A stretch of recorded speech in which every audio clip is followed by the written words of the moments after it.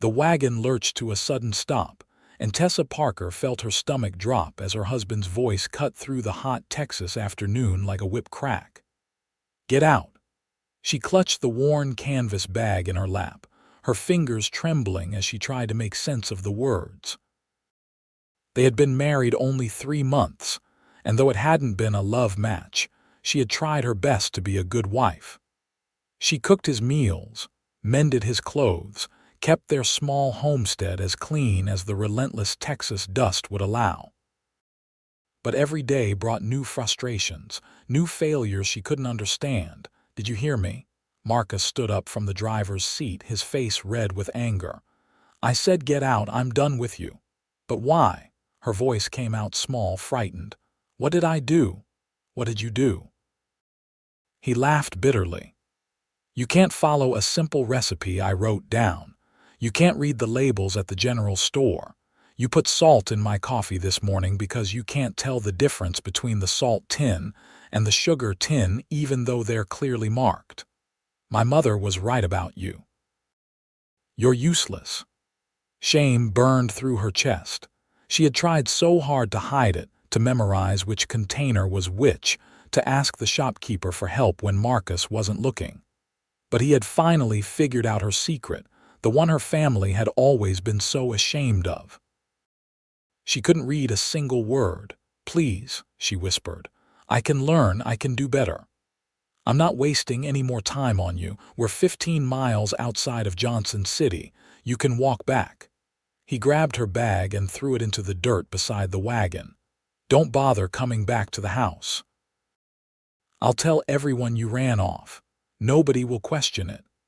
Tessa climbed down on shaking legs, her heart pounding so hard she thought it might burst. The Texas sun beat down mercilessly, and the road stretched empty in both directions. She had never been this far from town, and she had no idea how she would survive. Marcus didn't even look back as he turned the wagon around and drove away, leaving her standing alone on the dusty road with nothing but a small bag of belongings and the clothes on her back. She stood there for a long moment, fighting back tears. At 22 years old, she was being cast aside like trash, all because of something she had never had the chance to learn. Her family had been too poor to send her to school, and her father had always said girls didn't need book learning anyway. When Marcus had proposed after courting her for only a month, her parents had been relieved to have one less mouth to feed. Now she had nothing. The sun was already past its peak, and Tessa knew she needed to start walking if she had any hope of reaching Johnson City before dark. She picked up her bag and started down the road, her worn boots raising small clouds of dust with each step. She had been walking for perhaps an hour when she heard the sound of hoofbeats behind her. Her heart leaped with hope that Marcus had changed his mind, but when she turned around, she saw a lone rider on a dark bay horse. As he drew closer, she could see he was a tall man wearing a dusty brown hat and a blue shirt faded from many washings. He slowed his horse to a walk as he approached, his eyes taking in her disheveled appearance and the bag she carried. "Madam," he said, tipping his hat. His voice was deep and warm with a slight drawl. "You all right out here?" Tessa wasn't sure how to answer. She wasn't all right, but she didn't know this stranger well enough to burden him with her troubles. "I'm fine, thank you, just walking to Johnson City." The man frowned, looking up at the sun and then back at her. "That's a good 15 miles from here, and it'll be dark in a few hours. You got any water?" She shook her head, suddenly aware of how dry her throat had become. He reached for his canteen and held it out to her. "Here, take a drink." Tessa hesitated, but her thirst won out. She took the canteen gratefully and drank deeply, the warm water tasting like heaven. "Thank you," she said, handing it back. "Name's Reese Nichols," he said. "I run a small ranch about 5 miles up the road." "You want to tell me why you're out here alone with no water and the sun this hot?" Something about his kind eyes and gentle manner made her defenses crumble. My husband left me here, she said quietly. He said I was useless and drove away. Reese's jaw tightened and she saw anger flash in his dark eyes. What kind of man leaves his wife on the side of the road? He shook his head. Sorry, madam. That wasn't a proper thing to say, but I can't in good conscience leave you out here. Will you let me take you to my ranch? My mother lives there too. You can rest up and have some supper, and tomorrow I'll take you into Johnson City proper. Tessa knew she should be wary of strange men, but something told her Reese Nichols was genuine. Besides, she didn't have many other options.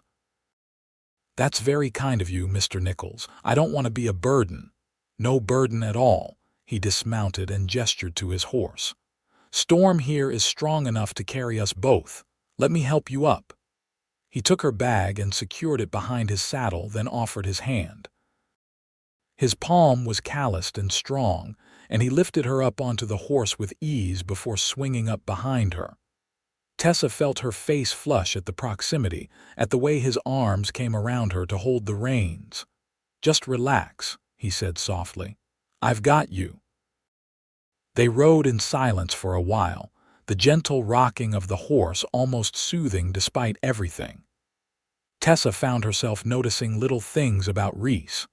The way he smelled like leather and sage, the strength in his arms, the kindness in his voice when he spoke to his horse.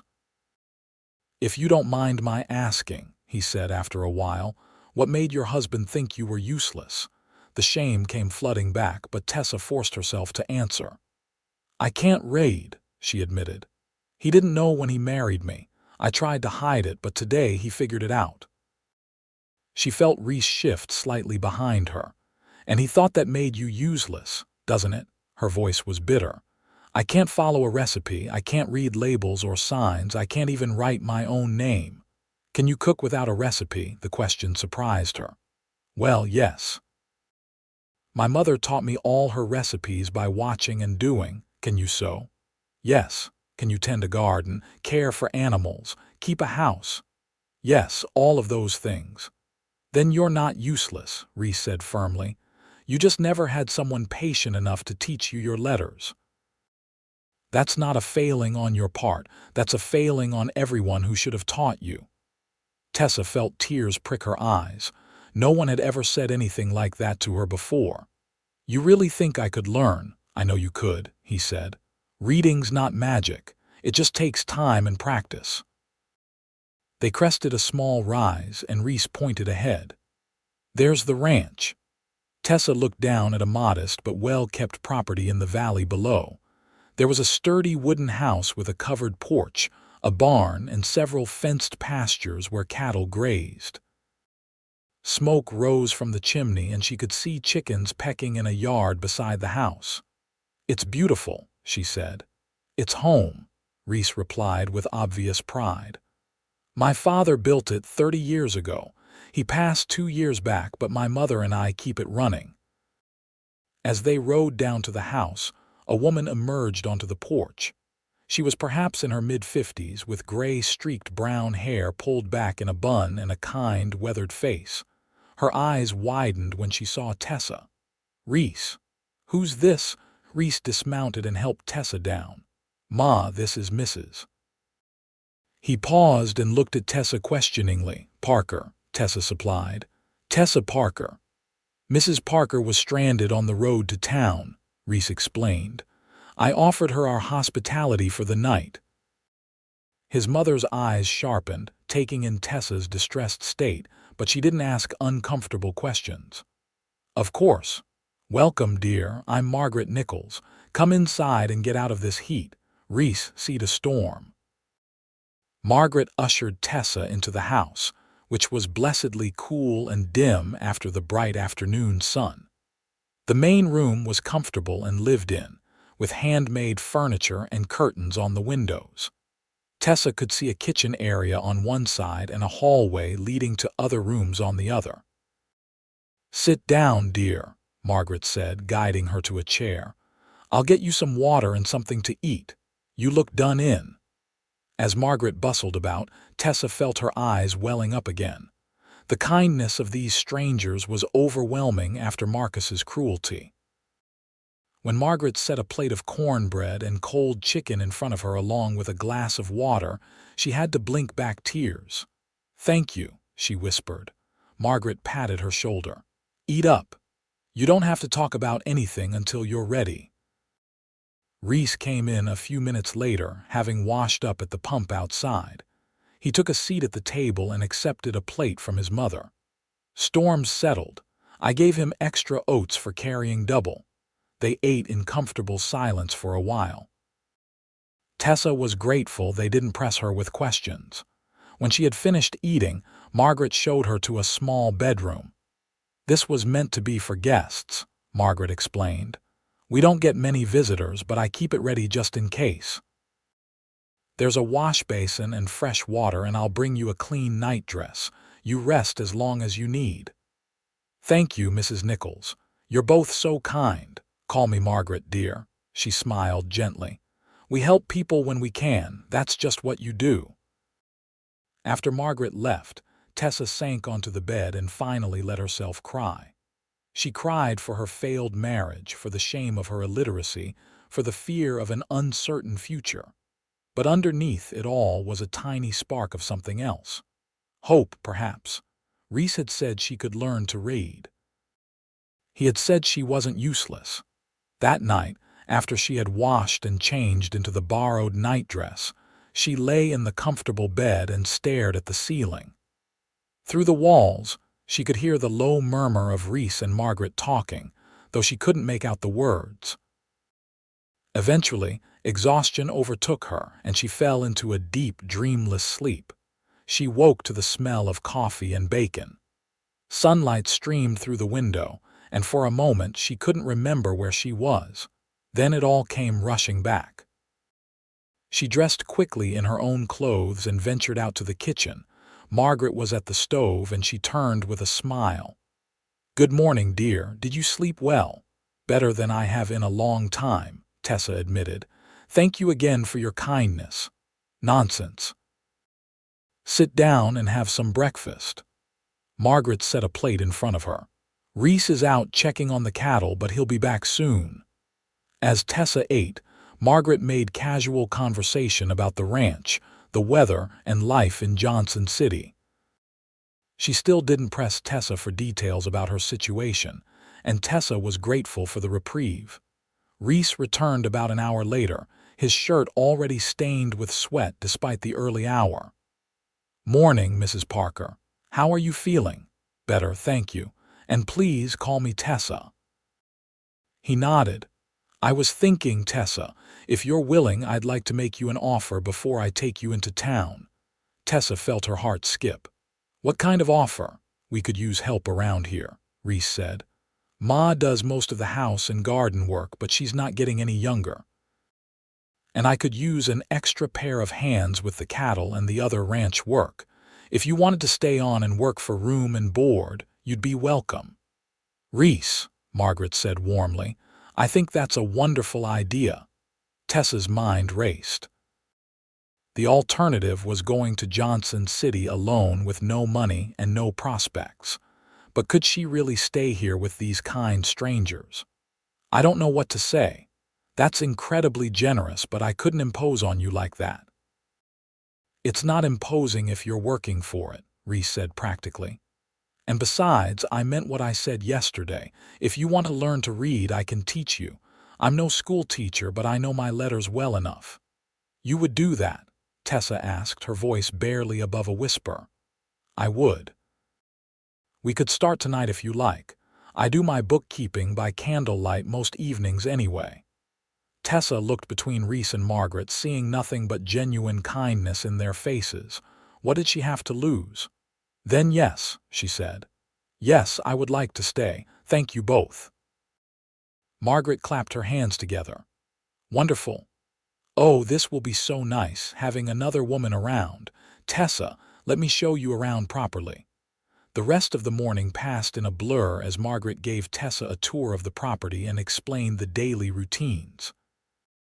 The ranch was indeed modest, with about 50 head of cattle, a dozen chickens, 2 milk cows, and a large vegetable garden. Margaret explained that they sold cattle and produce in Johnson City and did well enough to live comfortably. Reese works so hard, Margaret said as they examined the garden together.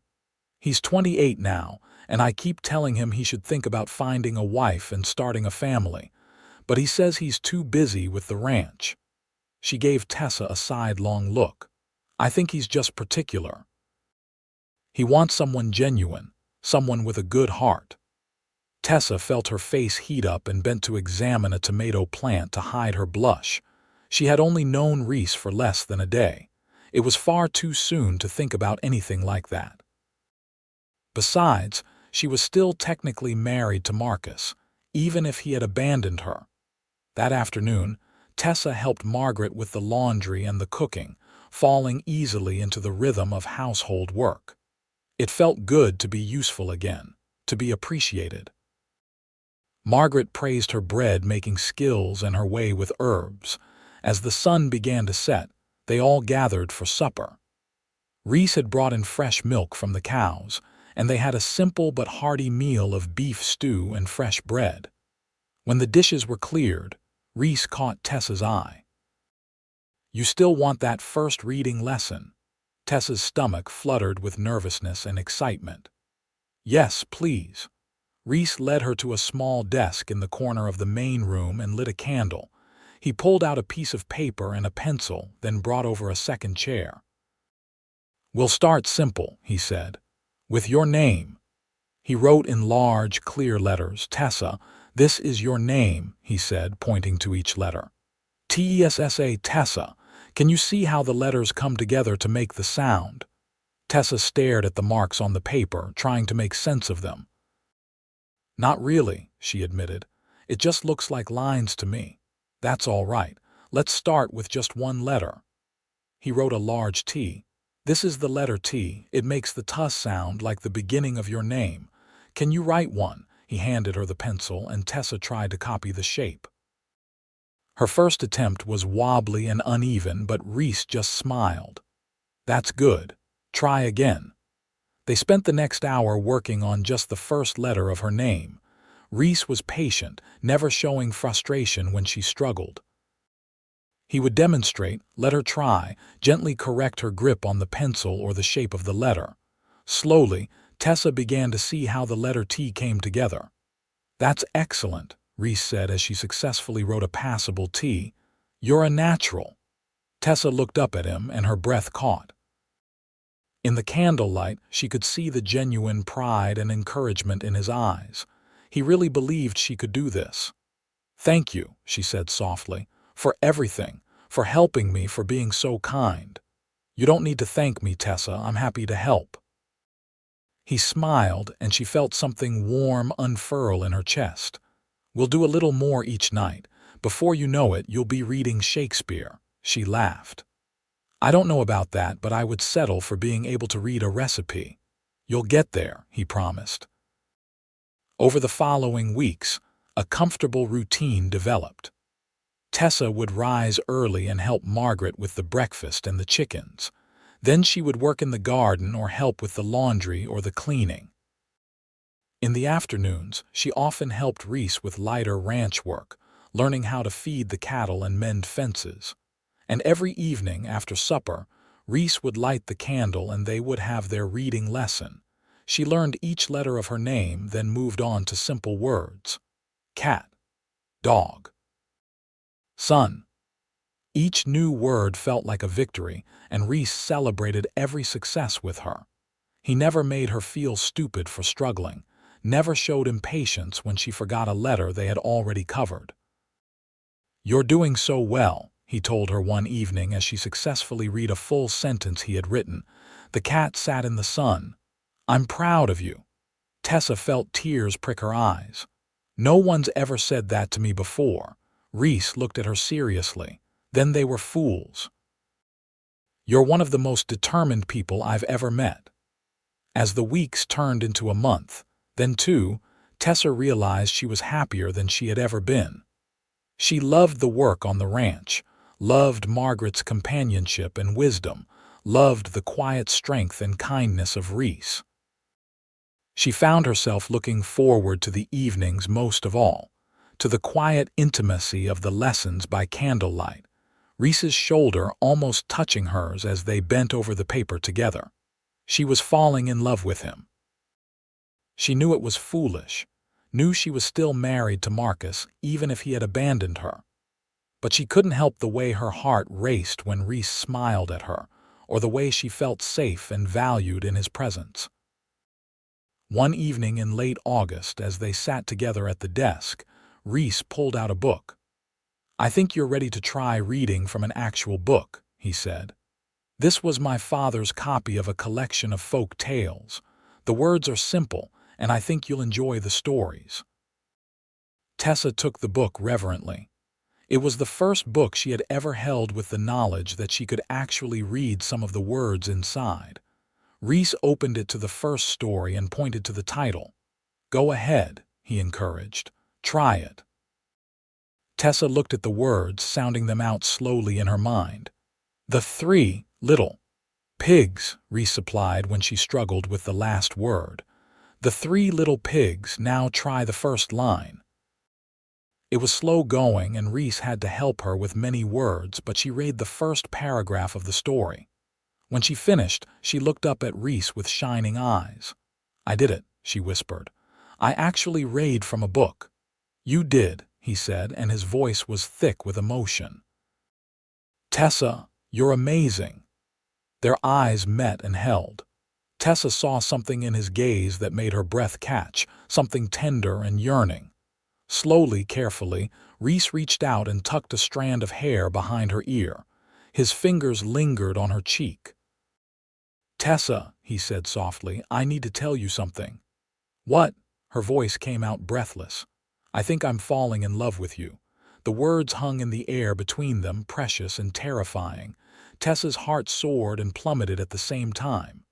"Reese, I feel the same way. But I'm still married. Marcus might have left me, but legally." "I know," Reese said. "I've been thinking about that. We should go to Johnson City and talk to a lawyer. There must be a way to get the marriage annulled or dissolved since he abandoned you." Tessa nodded slowly. "You're right. I should have done that right away, but I was too ashamed to face people in town." "You have nothing to be ashamed of," Reese said firmly. He took her hand, his thumb stroking over her knuckles.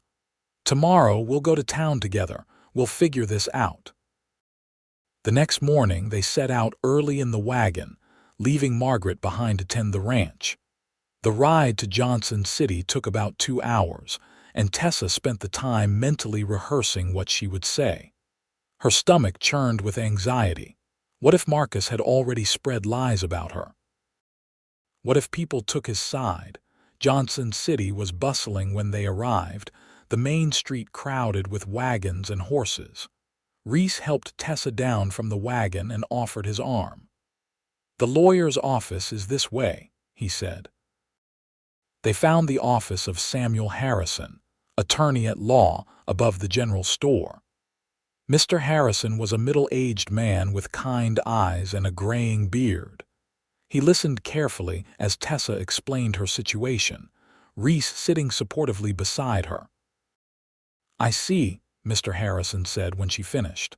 "And you say your husband left you stranded on the road and told you not to come back?" "Yes, sir." "Do you have any witnesses to this?" "I do," Reese said. "I found her on the road that day. I can testify to her condition and what she told me." Mr. Harrison nodded. "In cases of abandonment, Texas law allows for divorce proceedings. However, we'll need to make a formal attempt to notify your husband of the proceedings. Do you know where he might be?" Tessa gave him the address of the homestead where she had briefly lived with Marcus. Mr. Harrison made notes and then looked up at her kindly. "Mrs. Parker, I'll draw up the necessary papers and send notice to your husband. If he doesn't contest the divorce, which I suspect he won't given that he's the one who abandoned you, the proceedings should be fairly straightforward. It will take some time, probably 3 to 4 months, but you should be free by the end of the year." Relief flooded through Tessa. "Thank you, Mr. Harrison. Thank you so much." As they left the office, Reese took her hand. "How do you feel?" "Lighter," Tessa said. "Like I can finally start moving forward." They walked down the main street together and Reese stopped outside the general store. "Let's go in," he said. "I want to get you something." Inside the store, Reese led her to a shelf full of books. "Pick one," he said. "Any one you want. We'll work on reading it together." Tessa looked at the books with wonder. She could now make out some of the titles, though many words were still beyond her. Her eyes landed on a slim volume with a pretty cover. "What does this one say?" Reese leaned in to look. "A collection of love poems," he read. Then he smiled. "Perfect choice." He bought the book along with supplies for the ranch, and they headed back to the wagon. On the ride home, Tessa clutched the book to her chest, feeling hopeful for the first time in as long as she could remember. Over the next few months, Tessa's reading skills continued to improve. She and Reese worked through the poetry book together in the evenings, and she found she loved the rhythm and beauty of the words. Reese would read a poem aloud first, his deep voice bringing the words to life, and then she would try reading it herself. Her favorite was a poem about two souls finding each other against all odds. When she finished reading it one evening, she looked up to find Reese watching her with such tenderness that her heart ached. "That's how I feel about you," he said quietly. "Like we were meant to find each other. Even though I came to you broken and ashamed." "You weren't broken, Tessa. You were hurt and undervalued. There's a difference."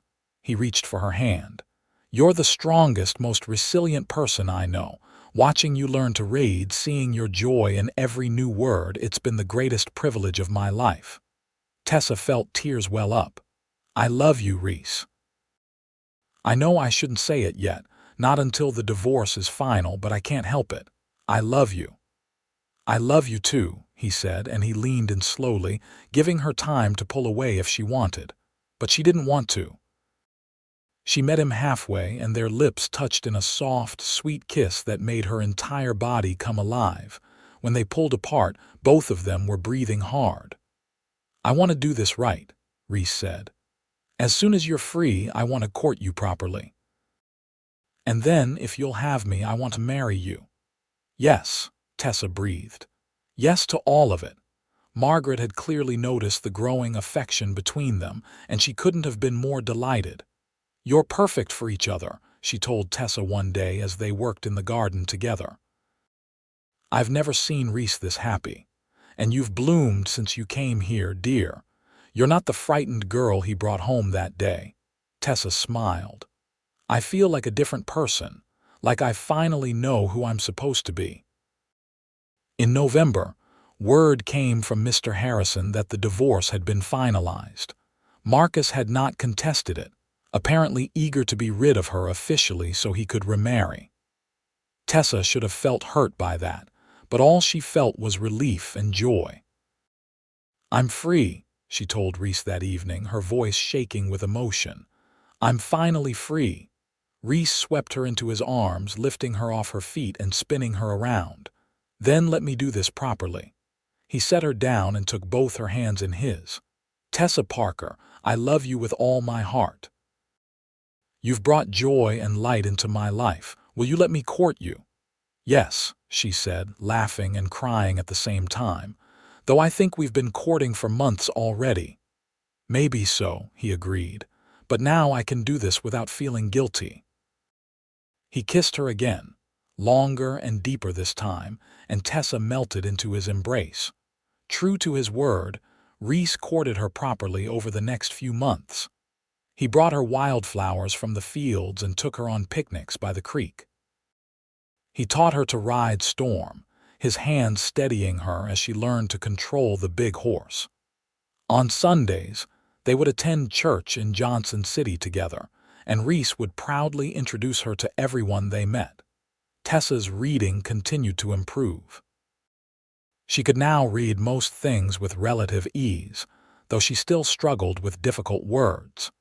She started reading Margaret's recipes and even made notes of her own.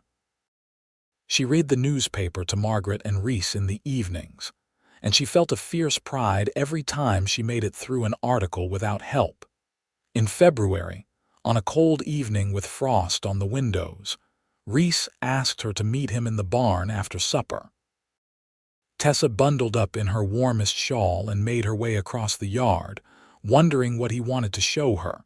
She found him in the tack room, where he had set up a blanket and pillows in front of a small lantern. "What's all this?" she asked. "Sit with me," he said, taking her hand and guiding her down to the blanket. "I wanted somewhere private to talk."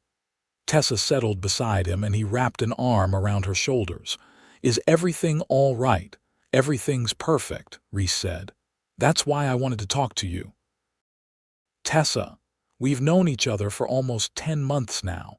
I've loved you for most of that time. I know you and you know me. We work well together, we make each other happy, and I can't imagine my life without you in it." He shifted so he was facing her fully, and Tessa's heart began to race. "I know we haven't been courting for very long officially, but it feels like I've been waiting my whole life for you." He reached into his pocket and pulled out a small ring. It was simple gold with a small blue stone. "This was my grandmother's. Tessa Parker, will you marry me?" Tessa looked at the ring, at Reese's hopeful face, and felt overwhelming love and joy wash over her. "Yes," she said. "Yes, 1,000 times yes." Reese slipped the ring onto her finger and it fit perfectly. Then he kissed her with such passion and tenderness that she felt dizzy with happiness. They set the wedding date for early April, wanting to wait until the worst of winter was past and the spring flowers were blooming. Margaret threw herself into the preparations with enthusiasm, and Tessa found herself caught up in the excitement as well. She made her own wedding dress, a simple but elegant gown of cream-colored cotton with lace trim. Margaret helped her embroider tiny flowers around the neckline and sleeves. Together, they planned a small reception at the ranch with their closest friends and neighbors.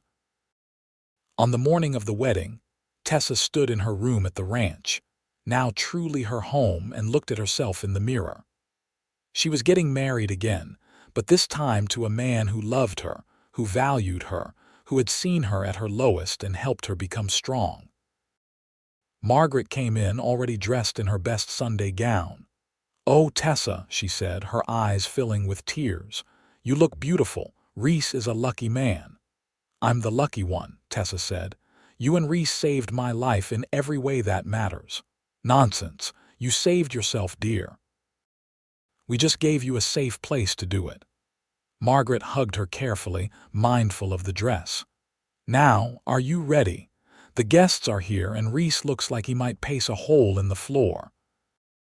The ceremony was held in the yard of the ranch, under a makeshift arch that Reese had built and decorated with spring flowers. The local preacher performed the ceremony, and about 30 people had gathered to witness it. As Tessa walked toward Reese, his face lit up with such joy and love that she had to blink back tears. "You're beautiful," he whispered as she took her place beside him. The ceremony was simple and heartfelt. When the preacher asked if they would love and cherish each other, they both answered with firm, joyful yeses. And when he pronounced them husband and wife, Reese kissed her like she was the most precious thing in the world. The reception that followed was full of laughter and good food. Their neighbors brought dishes to share, and someone had a fiddle and started playing music. Reese danced with Tessa in the yard as the sun set, holding her close and whispering how much he loved her. That night, when all the guests had gone home and Margaret had tactfully retired to her room, Reese carried Tessa over the threshold of the house and into what was now their shared bedroom. He set her down gently and cupped her face in his hands. "I promise you," he said seriously, "I will spend every day of my life making sure you know how valued and loved you are." "I know," Tessa said, reaching up to touch his face. "You already do. You taught me to read by candlelight. You showed me I wasn't useless. You gave me a home and a family and a purpose. I love you so much, Reese." "I love you too," he said, and he kissed her as he began to undo the buttons of her wedding dress. "My wife." The next months passed in a haze of happiness. Tessa settled fully into her role as Reese's wife and partner in running the ranch. She discovered she had a good head for numbers and started helping Reese with the ranch accounts. Her reading was now fluent enough that she could handle correspondence and keep track of their sales and purchases. In June, she realized she had missed her monthly courses twice. Margaret noticed her fatigue and the way she turned green at the smell of coffee one morning. "Tessa, dear," Margaret said gently, "I think you might be expecting." Tessa's hand went to her still flat stomach. "You think so?" "I'd bet money on it. Does Reese know?" "No, I wasn't sure myself until just now." Tessa felt a wave of joy and nervousness. "Do you think he'll be happy?" Margaret laughed. "Happy? He's going to be over the moon." That evening, Tessa asked Reese to take a walk with her after supper. They strolled down to the creek, where wildflowers grew thick on the banks. When they stopped to watch the water flow by, Tessa turned to face him. "Reese, I have something to tell you." He looked concerned. "What is it? Is everything all right?" "Everything's wonderful. I'm going to have a baby." For a moment, Reese just stared at her. Then his face broke into the biggest smile she had ever seen. "A baby? We're having a baby." "We are," Tessa confirmed, and then she was swept into his arms as he held her tight. "This is the best news," he said, his voice rough with emotion. "Tessa, you've made me the happiest man alive." He knelt down and pressed a gentle kiss to her stomach. "Hello in there, little one. This is your pa. I can't wait to meet you." Tessa ran her fingers through his hair, overwhelmed with love. This was her family now. This was her life. Everything she had been through, all the pain and shame and fear, had led her to this moment. The pregnancy progressed smoothly. Tessa continued to help around the ranch, though Reese and Margaret both fussed over her and tried to make her rest more. In the evenings, she and Reese would sit together and read children's stories aloud, practicing for when the baby arrived. "I want our children to love reading," Tessa said one night. "I want them to never know what it feels like to be unable to read." "They'll love it because you'll teach them," Reese said, resting his hand on her growing belly. "You're living proof that it's never too late to learn." In late February of 1876, on a cold but clear night, Tessa went into labor. Margaret helped her through it with the assistance of a midwife from town, while Reese paced nervously outside the bedroom door. The labor was long and difficult, but when dawn broke, Tessa gave birth to a healthy baby boy.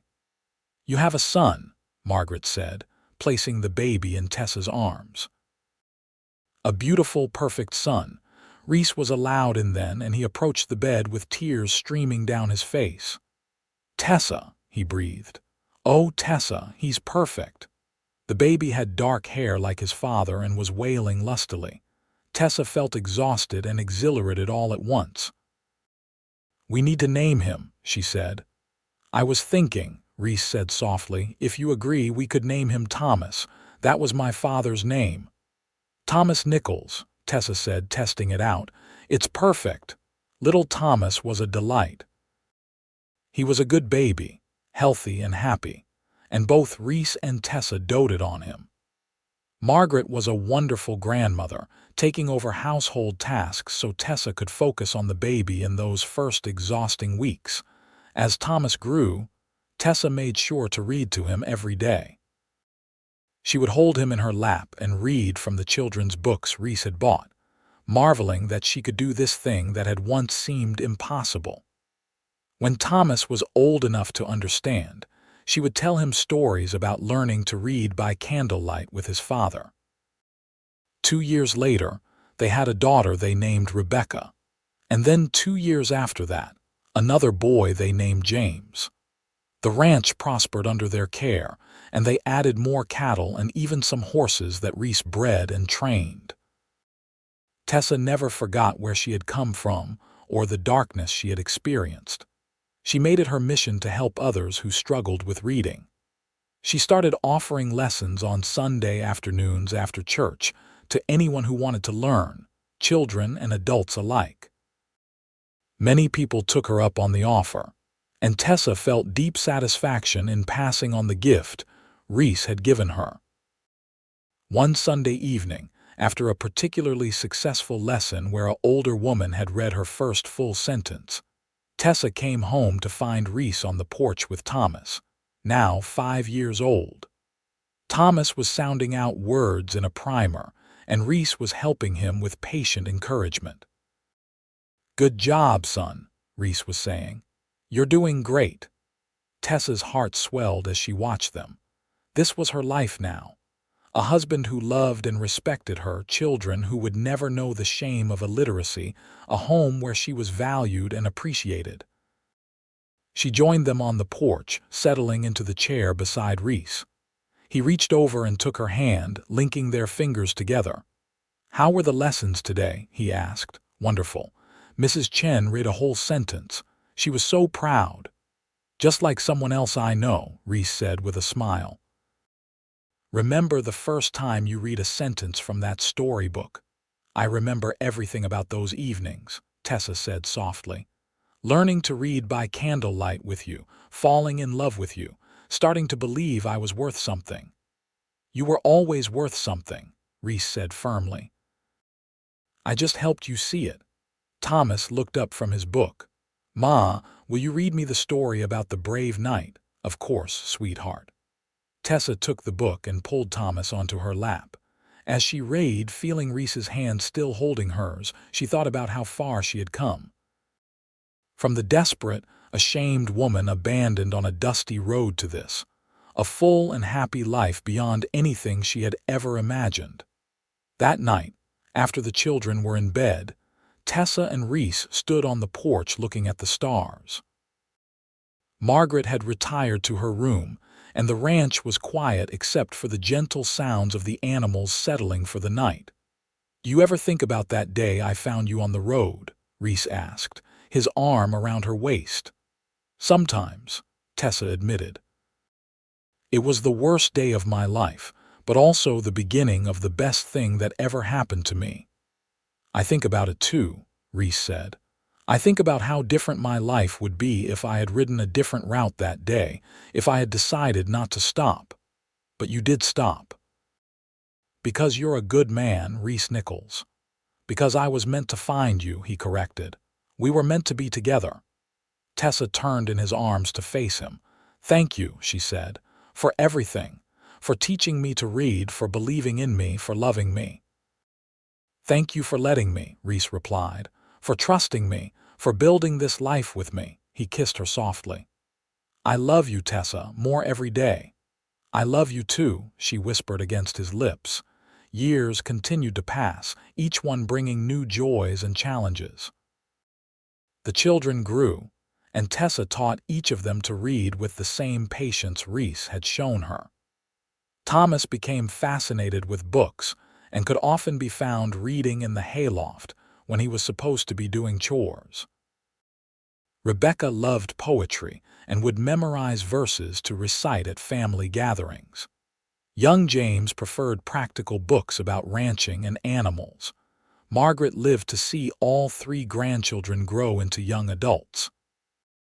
When she passed peacefully in her sleep at the age of 73, the whole family mourned her deeply. But they also celebrated the wonderful life she had lived and the love she had shown to all of them.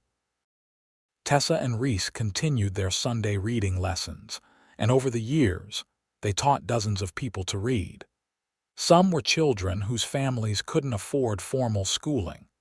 Others were adults like Tessa had been, ashamed of their inability to read but desperate to learn. Tessa never judged anyone or made them feel less than. She knew exactly how it felt. One particular student stood out to Tessa. A young woman named Sarah came to lessons one Sunday, clearly terrified and ashamed. She reminded Tessa so much of herself that first day in Reese's wagon. Tessa took special care with her, offering extra lessons and encouragement. When Sarah read her first full paragraph 6 months later, she burst into tears. "I never thought I could do it," Sarah sobbed. "Everyone always told me I was too stupid." "You're not stupid," Tessa said firmly, the same words Reese had once said to her. "You just needed someone patient enough to teach you, and now look at you. You're rating." Sarah went on to become a teacher herself, opening a small school for children in Johnson City. She always credited Tessa with changing her life, but Tessa would just smile and say, "Someone did the same for me once. I'm just passing it on." When Thomas turned 18, he announced he wanted to go to college back east to study literature. Reese was hesitant about his son going so far away, but Tessa encouraged it. "Let him follow his dreams," she told Reese. "We gave him the gift of rating. Now let him see where it takes him."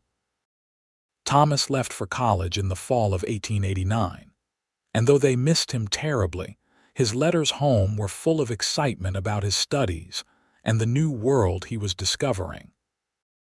Rebecca married a young rancher from a neighboring property when she was 20, and they built a home just a few miles from Tessa and Reese.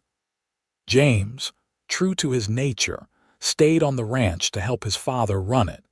In the summer of 1891, Thomas came home for a visit and brought surprising news.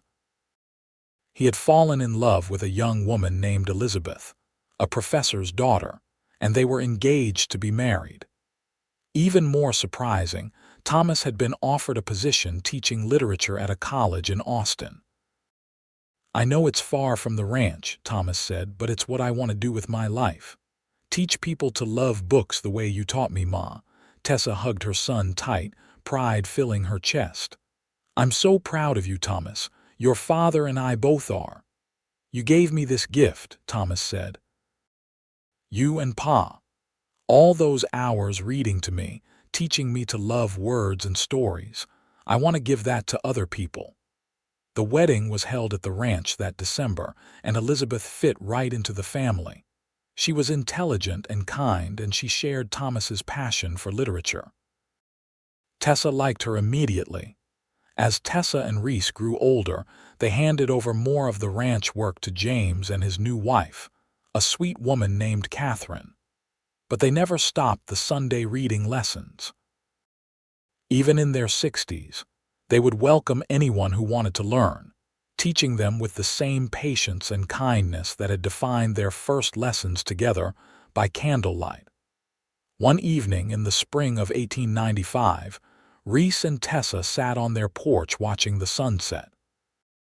They were both gray-haired now, their faces lined with age, but their love for each other had only deepened over the years.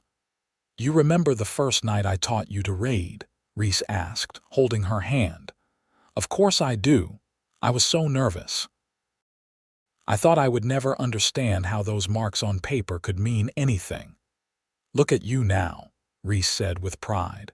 "You've taught hundreds of people to read. You've raised 3 wonderful children who all love books. You've lived a life that matters." "We've lived a life that matters," Tessa corrected. "Everything good in my life started the day you found me on that road, Reese. You didn't just teach me to read. You taught me that I had value. You loved me when I couldn't love myself. And you gave me a purpose beyond just running a ranch," Reese said. "You taught me the joy of teaching, of helping someone discover something new. Our life together has been everything I could have hoped for and more." They sat in comfortable silence for a while, watching the stars come out one by one. After all these years, Tessa still sometimes marveled at how her life had changed. From that desperate, abandoned woman to this, surrounded by love and family and purpose. "What are you thinking about?" Reese asked, noticing her faraway expression. "About how that worst day of my life led to all of this," Tessa said. "About how sometimes what feels like the end is actually the beginning." "I'm grateful every day that I took that road home," Reese said. "That I stopped to help a woman in need. That I got to watch you bloom into the amazing person you always were inside. I'm grateful you saw something in me worth saving, Tessa replied. I saw a woman who had been told she was worthless but who had the courage to accept help and the determination to change her circumstances, Reese said. I saw a woman worth loving, and I was right. Tessa leaned her head on his shoulder, feeling the steady rise and fall of his breathing. I love you, Reese Nichols. Thank you for teaching me to read by candlelight. Thank you for showing me I deserved better. Thank you for loving me. Thank you for letting me, Reese said, kissing the top of her head. Thank you for building this beautiful life with me. As the years continued to pass, Tessa and Reese remained active and engaged with their family and community. They celebrated the birth of grandchildren and, eventually, great-grandchildren. Each one learned to read on Tessa's knee, just as she had once learned from Reese by candlelight. Thomas's career as a professor flourished, and he published several books of literary criticism that earned him recognition in academic circles. Rebecca and her husband expanded their ranch and became known for breeding quality horses. James took over the family ranch completely when Reese finally retired at 70, running it with the same care and dedication his father had shown. On their 50th wedding anniversary in 1926, the whole family gathered at the ranch for a celebration. Children and grandchildren and great-grandchildren filled the house and yard. Thomas gave a speech about how his parents' love story had always inspired him, how their dedication to helping others learn to read had changed countless lives. My mother was told she was worthless because she couldn't read, Thomas said, his voice carrying across the crowd. But my father saw her true worth. He taught her to read by candlelight night after night with patience and love, and together they've taught hundreds of others. They've shown that it's never too late to learn, never too late to change your life. They've proven that love and kindness can transform everything. Tessa wiped tears from her eyes as everyone applauded. Reese squeezed her hand and she looked at him, seeing the same love in his eyes that had been there that first night when he sat down to teach her the letter T. Quite a life we've built, he whispered. The best life, she agreed. That evening, after all the guests had gone home and the house was quiet again, Tessa and Reese sat together in the room where they had shared those first reading lessons so many years ago. The old desk was still there, though it had been moved to make room for more modern furniture over the years. Do you remember sitting right here? Tessa asked, running her hand over the desk's surface. You lit a candle and wrote my name. I remember everything, Reese said. The way you looked at those letters like they were magic, the determination in your eyes when you tried to copy them, the joy on your face when you read your first sentence. You gave me the world that night, Tessa said. You gave me the key to unlock everything I had been missing. We unlocked it together, Reese corrected. I just held the candle. They stood there together, two old people remembering their younger selves, the fears and hopes and dreams of those early days. But more than remembering, they were grateful. Grateful for every day they had been given together, for every lesson shared, for every life they had touched. As they made their way to bed that night, walking slowly but steadily, their hands clasped together, Tessa thought about all the reading lessons that had started in that room by candlelight. Not just her own, but all the others who had come after. Every person they had taught, who had then gone on to teach others. The ripple effect of that one act of kindness Reese had shown her on a dusty road so many years ago. Reese and Tessa continued their quiet life on the ranch for several more years. They woke each morning grateful for another day together, spent their afternoons with family, and their evenings reading together as they always had. They had become a legend in Johnson City, the couple who had taught so many people to read, who had shown that love and patience could overcome any obstacle.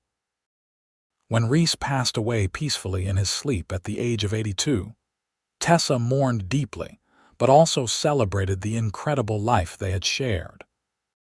She was surrounded by family who loved her, by the legacy of literacy they had built together, by memories of 52 years of marriage filled with love and purpose.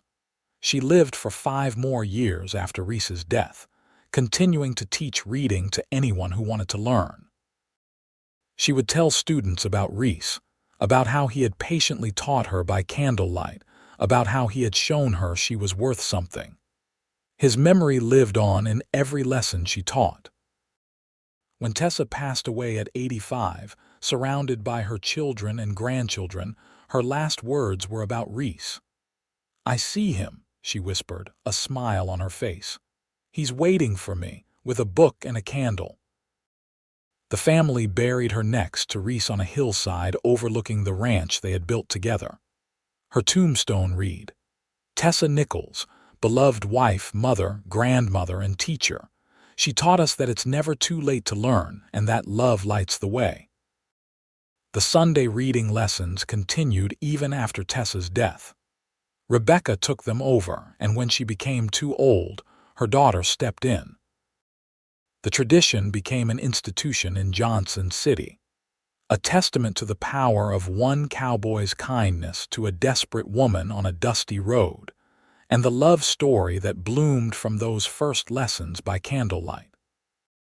Thomas wrote a book about his parents' love story and their mission to promote literacy. It became a bestseller and inspired reading programs across Texas and beyond. The original ranch house was preserved as a historical site, and the desk where Reese first taught Tessa to read was displayed with pride, along with the candle holders they had used and some of their early lessons written in Tessa's shaky handwriting. Years later, children visiting the historical site would stand at that desk and try to imagine what it had been like. A woman who couldn't read, abandoned and ashamed. A kind cowboy who saw her worth and patiently taught her by candlelight. A love that grew from those quiet evenings and lasted a lifetime. A legacy that continued to change lives decades after they were gone. The story of Reese and Tessa Nichols became more than just a local legend. It became a reminder that one act of kindness could change the world, that love could bloom in the most unexpected circumstances, and that it was never too late to learn, to grow, to become who you were meant to be. And somewhere in the hearts of everyone they had taught, everyone whose life they had touched, the candle still burned bright, lighting the way for others to follow. Just as Reese had lit that first candle for Tessa on a warm Texas evening in 1875, teaching her to write her name and showing her she was worth loving. That single flame had spread to illuminate countless lives, a testament to the enduring power of patience, kindness, and love. Their great-great-grandchildren still lived in Johnson City, some of them teachers themselves, carrying on the family tradition of helping others learn to read.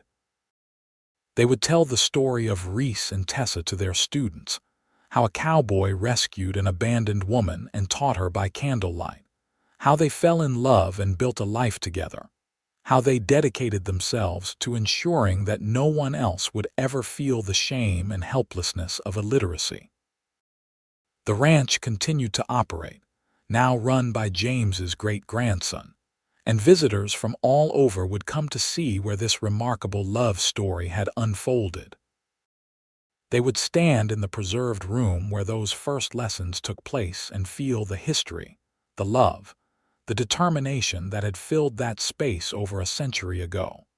In the end, Tessa and Reese's story was about more than just learning to read or finding love in unexpected places. It was about seeing the inherent worth in another person, about having the patience and kindness to help them see it in themselves. It was about how one moment of compassion on a dusty road could lead to a lifetime of love and a legacy that would touch generations. Their love had started by candlelight, with patient lessons and tender encouragement. It had grown through shared work and mutual respect, through raising a family and building a community. And it had endured beyond their lifetimes, living on in the hundreds of people they had taught, in the children and grandchildren who carried their values forward, in the very fabric of Johnson City itself. The candle that Reese had lit that first evening had never truly gone out. It burned on in every person who learned to read, in every act of kindness shown to someone struggling, in every patient teacher who helped a frightened student believe in themselves. It burned in the knowledge that we all have worth, that we all deserve kindness, and that love given freely can change everything.